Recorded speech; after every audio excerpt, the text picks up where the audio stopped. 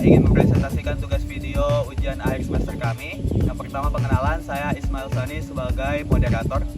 Saya Rendra Arianto sebagai pemateri pertama. Saya Nur Asisari sebagai pemateri kedua. Saya Lia Putriani sebagai pemateri ketiga. Saya Andri Firmansyah sebagai pemateri keempat. Saya Muhammad Jakil Farid sebagai pemateri kelima. Baiklah, yang pertama pembacaan materi yang akan dibawakan oleh Dendra. Kepada Dendra dipersilakan. Pengertian wasail asyirki. Wasail asyirki adalah perbuatan yang menyekutukan Allah dengan sesuatu atau seseorang lain dalam ibadah atau pengabdian. Syirik merupakan dosa besar yang tidak akan terampuni oleh Allah. Dari segi istilah, syirik berarti menjadikan sesuatu selain Allah sebagai tambahan, objek pemujaan atau tempat menggantungkan harapan dan dambaan sesuatu. Itu bisa material atau imaterial, yang karena disembah menjadi Tuhan-Tuhan kecil selain Allah. Syirik meliputi perbuatan, anggapan, dan intikat atau menyekutukan Allah. Selanjutnya, ciri-ciri wasail asyirki. Yang pertama, berdoa atau meminta pertolongan kepada selain Allah. Yang kedua, menyembah berhala atau patung. Yang ketiga, percaya pada takdir yang dapat diubah oleh sesuatu selain Allah. Yang keempat, menggunakan jampi-jampi atau azimat yang mengandung kesyirikan. Yang kelima, praktik prasangka buruk terhadap Allah. Yang keenam, mengamalkan ilmu hitam atau sihir. Yang ketujuh, menjadikan makhluk sebagai perantara yang menggantikan Allah. Yang kedelapan, mengikuti kebudayaan atau kepercayaan yang bertentangan dengan tauhid. Yang kesembilan, meyakini adanya Tuhan selain Allah. Dan yang terakhir, melakukan perbuatan yang mengarah pada penyembahan terhadap makhluk. Selanjutnya ada jenis-jenis wasail asyarki. Yang pertama meminta pertolongan, yang kedua praktik perdukunan, dan yang ketiga melakukan bid'ah. Meminta pertolongan, berlindung atau kebutuhan lain kepada makhluk selain Allah. Dalam Islam, hanya Allah yang berhak memberikan pertolongan dan perlindungan karena segala bentuk kekuasaan berada di tangannya. Rasulullah SAW bersabda, mengajarkan umatnya untuk bergantung sepenuhnya kepada Allah dalam segala keadaan. Dan yang kedua ada praktik perdukunan, yang dimana mempercayai dukun, paranormal atau orang-orang yang mengaku dapat melihat hal-hal gaib. Praktik ini seringkali melibatkan penggunaan ritual atau ramalan yang bertujuan untuk mengetahui masa depan, menyembuhkan penyakit, atau mendapatkan kekayaan dengan cara yang tidak sesuai dengan ajaran Islam. Dan yang ketiga melakukan bid'ah, melakukan ritual atau amalan yang tidak ada dasarnya dalam agama Islam. Bid'ah adalah suatu tindakan atau amalan yang muncul dalam agama Islam selama masa Nabi Muhammad SAW dan para sahabat, yang seharusnya tidak ada dalam ajaran Islam. Oleh karena itu, hal ini dianggap sebagai inovasi dalam urusan agama yang bisa menyesatkan umat Islam dari jalan yang benar. Selanjutnya, dampak negatif wasail asyirki. Yang pertama ada dosa besar. Perbuatan wasail asyirki merupakan dosa besar yang tidak dapat diampuni oleh Allah. Yang kedua, penghancur keimanan.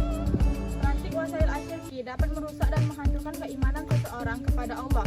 Yang keempat, dilaknat Allah Subhanahu wa Ta'ala. Pelaku wasail asyirki akan mendapatkan laknat dan murka Allah Subhanahu wa Ta'ala. Dan yang terakhir, kegagalan di dunia dan di akhirat.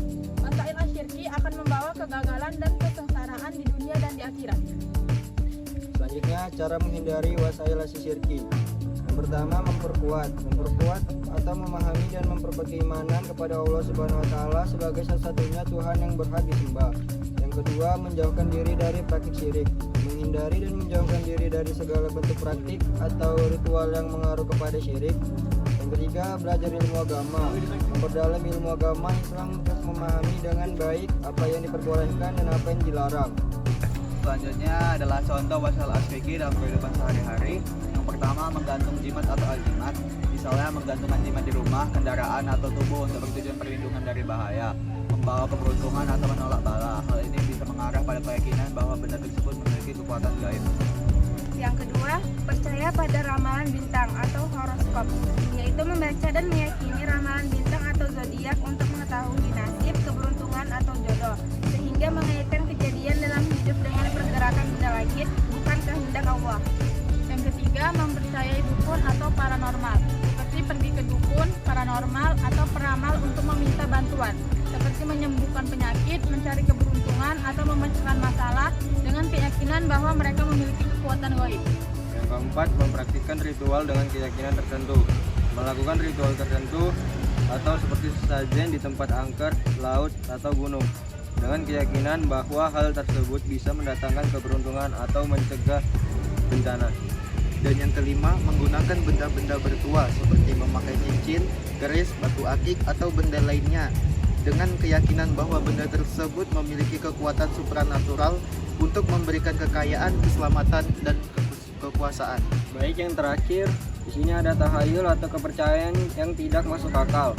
Misalnya percaya bahwa angka tertentu membawa sial, hari tertentu membawa nasib buruk, atau jika seekor burung terbang ke arah tertentu, maka akan terjadi musibah. Selanjutnya kesimpulan, wasail asyirki adalah sarana atau jalan yang dapat membawa seseorang kepada syirik, yaitu menyekutukan Allah dengan makhluk atau benda lain. Ini mencakup berbagai bentuk seperti tindakan seperti berdoa kepada selain Allah, menyembah berhala, menggunakan jimat atau sihir, serta percaya bahwa kekuatan selain Allah dapat mengubah takdir atau memberikan pertolongan.